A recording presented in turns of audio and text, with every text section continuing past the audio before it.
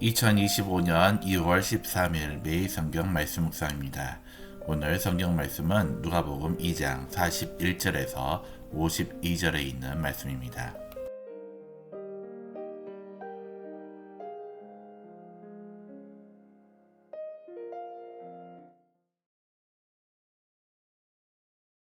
그의 부모가 해마다 6월절이 되면 예루살렘으로 가더니 예수께서 12살이 되었을 때에 그들이 이 절기의 관례를 따라 올라갔다가 그날들을 마치고 돌아갈 때에 아이 예수는 예루살렘에 머무셨더라. 그 부모는 이를 알지 못하고 동행 중에 있는 줄로 생각하고 하루길을 간 후 친족과 아는 자 중에서 찾되 만나지 못하매 찾으면서 예루살렘에 돌아갔더니 사흘 후에 성전에서 만난즉 그가 선생들 중에 앉으사 그들에게 듣기도 하시며 묻기도 하시니 듣는 자가 다 그 지혜와 대답을 놀랍게 여기더라.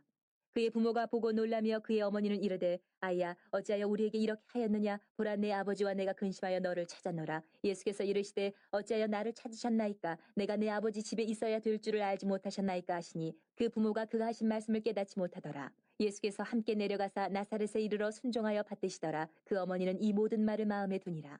예수는 지혜와 키가 자라가며 하나님과 사람에게 더욱 사랑스러워 가시더라. 샬롬 우리 연석교회 우리 청년분 여러분들 한 주간 어떻게 보내고 계신지요? 매일매일 삶 가운데 주님과 동행하며 주님의 기쁨 되는 우리 청년들이 되길 바랍니다.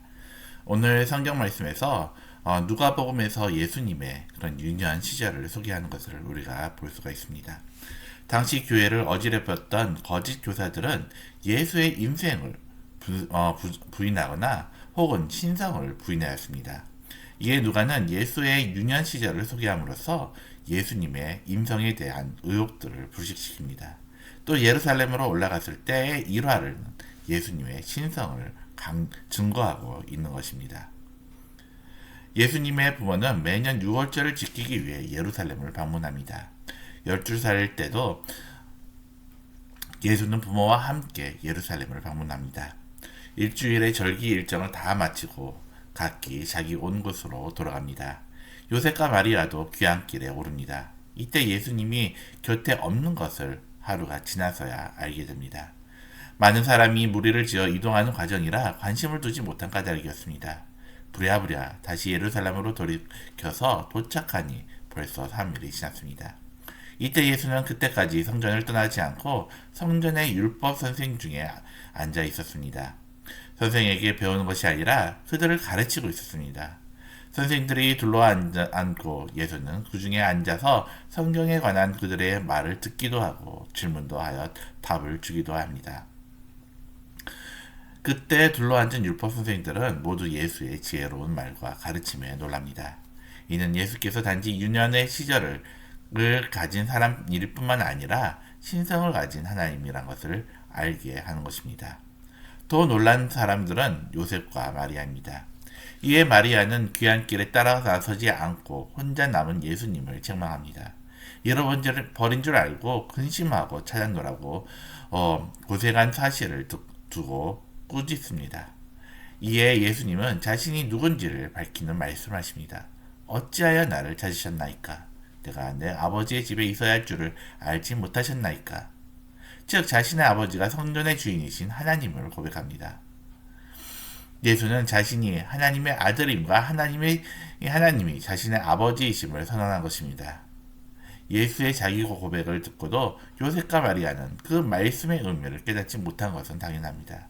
단지 그 두려운 말을 하는 예수님의 마음에 둘 뿐입니다. 예수님은 함께 나사렛에 내려가 공생애를 시작할 때까지 18년 동안 육신의 부모를 순종하며 받듭니다.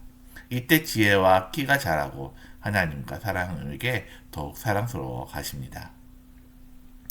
예수님에 대한 증거는 마리아에게서 새로운 것이 아닙니다.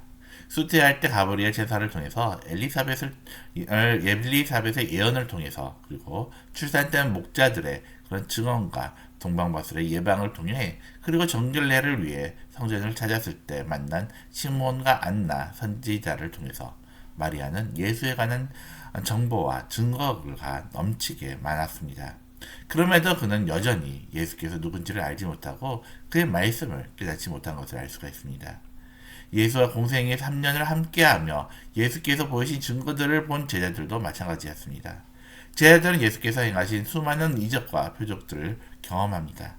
때마다 이 주신 말씀들도 예수께서 하나님의 아들이요 이 땅에 오신 메시아심을 자주 말씀하셨습니다. 너무나 많은 증거가 있었습니다. 그런데도 제자들은 여전히 예수가 누구신지를 깨닫지 못하고 예수님을 팔고 부인하고 버립니다. 사도들로부터 복음의 말씀을 들은 당시의 교회는 어떤가요? 그들은 사도로부터 그리스도에 관한 증거를 처음부터 끝까지 듣고 또 들었습니다. 예수님은 하나님의 아들이시고 약속하신 대로 이 땅에 오신 메시아이심을 듣습니다. 그런데도 성도들은 세상의 환란이 닥쳐오자 두려워하고 주의 재림에 관해 의심하였습니다. 충성스럽게 지켜야 할 성도의 자리를 버리고 세상으로 돌아가기도 하였습니다. 성경을 통해 우리도 그들 중에 이루어진 사실에 대하여 남김없이 듣습니다. 우리에게 예수님은 누구신가요?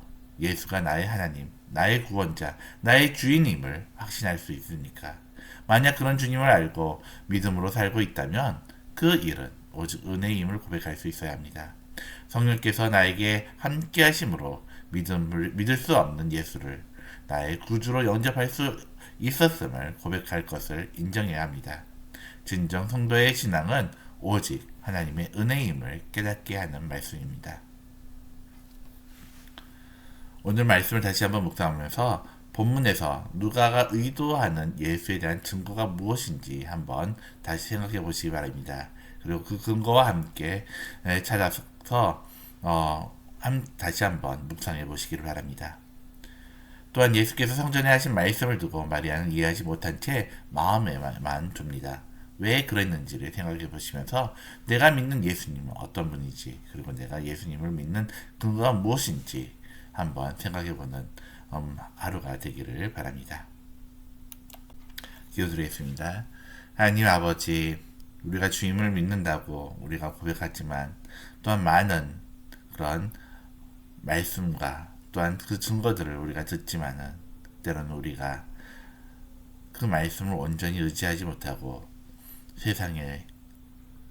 세상으로부터 오는 어려움과 환란에 우리가 넘어지고 흔들릴 때가 있음을 고백합니다. 하나님, 우리가 주님의 그 살아계심과 주님이 하나님의 아들이심 또한 부활하심을 우리가 온전히 믿고 의지하며 순종할 수 있도록 우리에게 믿음을 더하여 주시옵소서.